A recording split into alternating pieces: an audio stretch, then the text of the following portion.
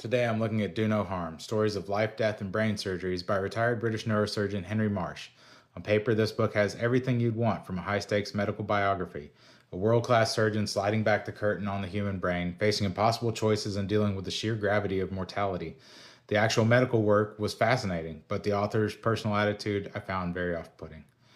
What started out looking like professional confidence very quickly showed itself as pure ego. Throughout the entire narrative, there's an exhausting undercurrent of self importance, instead of showing the humility that you'd hope to see from somebody trusted with a scalpel inside his skull.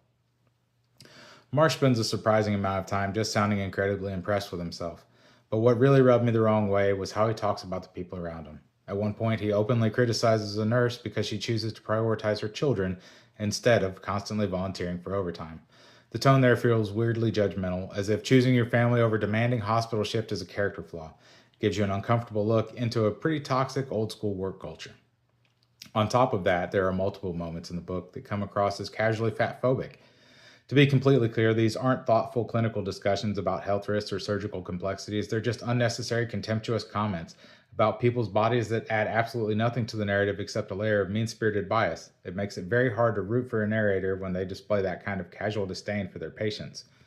To give the book and the man their fair due, the actual medical science is fascinating. When Marsh focuses on the work, the book shines. He takes us through pioneering medical missions to Ukraine just after the fall of the Soviet Union, where he navigated an under-resourced healthcare system, fighting through intense post-Soviet bureaucracy and performing delicate brain surgeries under these conditions. This stuff is genuinely compelling. You get a raw look at the technical mastery required to map out the neural pathways, manage aneurysms, and face the sheer panic of an unexpected surgical complication. That's work that makes you realize why he's held in such high regard. In fact, if you check out his Wikipedia page, you'll see he's still involved in Ukraine, even during this war with Russia. He has some pretty major awards to his name, including the Commander of the British Order of the Empire Award for chivalry to people who have made a significant achievement for the United Kingdom. He's also battling prostate cancer, which is thankfully currently in remission. The book has been frustrating for me, though. The raw material for a great story is all there. The high-wire act of brain surgery and its international humanitarian work are great. The human is there, too. By all means, I think Marsh might be a genuinely good person, and his work has touched many lives. But the patronizing attitude and the lack of basic empathy for his colleagues and the patients constantly drag the book down. If you can stomach the massive ego, Do No Harm might still be worth a read. Otherwise, you might want to skip it.